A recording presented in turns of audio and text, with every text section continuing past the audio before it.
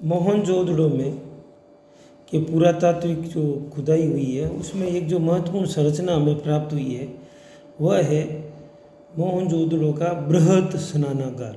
बृहत मतलब बड़ा स्नानागार। यह मोहनजोदड़ो खुदाई के दौरान पता चला इस स्नानागार का। तो यह जो है जो मोहनजोदड़ो के खुदाई में दो खुदाई हुई है, पूर्वी और पश्चिमी टीले में।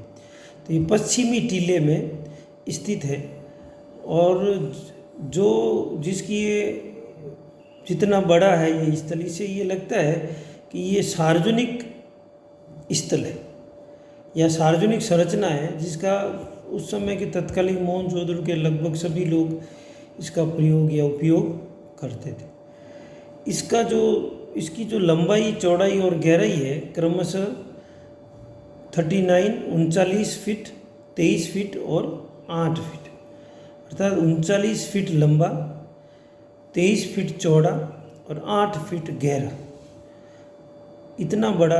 इतनी बड़ी ये संरचना है। और ये जो स्नानागार है यह पक्की ईंटों से बना हुआ है, पक्की ईंटों से बना हुआ है या निर्मित है। इसके अतिरिक्त इस स्नानागार को जल निरोधी बनाने के लिए, अर्थात जल इससे बाहर नहीं निकले, बनाने के लिए इसमें जिप्सम और बिटुमनी का प्रयोग किया गया।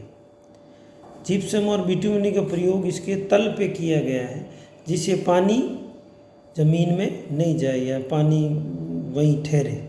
इसके अतिरिक्त इसके उत्तरी और दक्षिण की ओर दोनों ओर सीढ़ियाँ बनी हुई जिसके माध्यम से व्यक्ति इसके स्नानागार के अंदर जा सकते थे।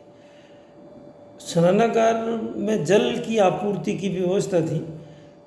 स्नानागार में जल की आपूर्ति के लिए इनके समीप कई कक्ष बने हुए और उनके कक्षों में कुएं थे और इन कुओं के माध्यम से जल इनमें भरा जाता था, इस स्नानागार में भरा जाता था।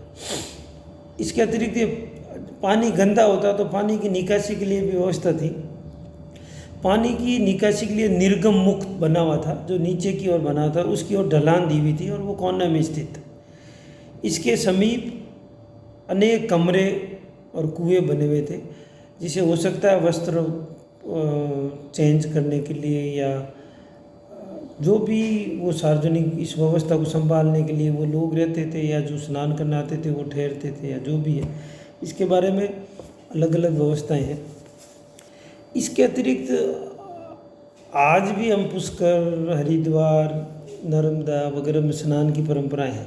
तो ये परंपरा हमें ऐसा लगता है कि ये परंपरा हमें हड़प्पा सभ्यता की देन है या हड़प्पा सभ्यता से ही ये परंपरा मिली है जो पवित्र। ये हमें दो चीज़ों की ओर इंगित करती है। नंबर 1 पवित्र स्नान परंपरा और नंबर 2 सामूहिक स्नान परंपरा। आज भी छठ में है या पुष्कर में है, पूनम को है, इस तरह के सामूहिक स्नान परंपरा, प्रयाग में है, कुंभ है।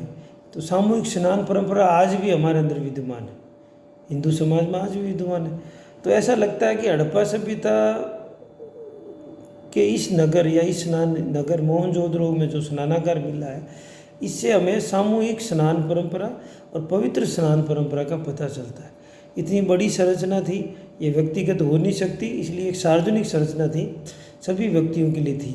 अब इसका वास्तविक उपयोग क्या था वो हमें इसके बारे में जानकारी नहीं है, लेकिन हम इस पुरातात्विक खुदाई के दौरान इस जो स्नानागार मिला है इससे हमें 2-3 चीज़ें, सामूहिक स्नान परंपरा, पवित्र स्नान परंपरा का पता चलता है। दूसरा शुद्धिकरण का पता चलता है। हड़प्पावासी स्वच्छ सड़कें भी डलवा थी, सफाई योग्य थी, सफाई के लिए नरमोक बने हुए थे। तो स्वच्छता को बहुत ही इम्पोर्टेंस या महत्व देते थे। हो सकता है इसलिए इस संरचना ये कोई धार्मिक परंपरा रही हो या सामाजिक परंपरा रही हो। इस तरह हड़प्पा सभ्यता के मोहनजोदड़ो नगर में जो बृहद स्नानागार मिला है उसकी उपयोगिता सिद्ध हो।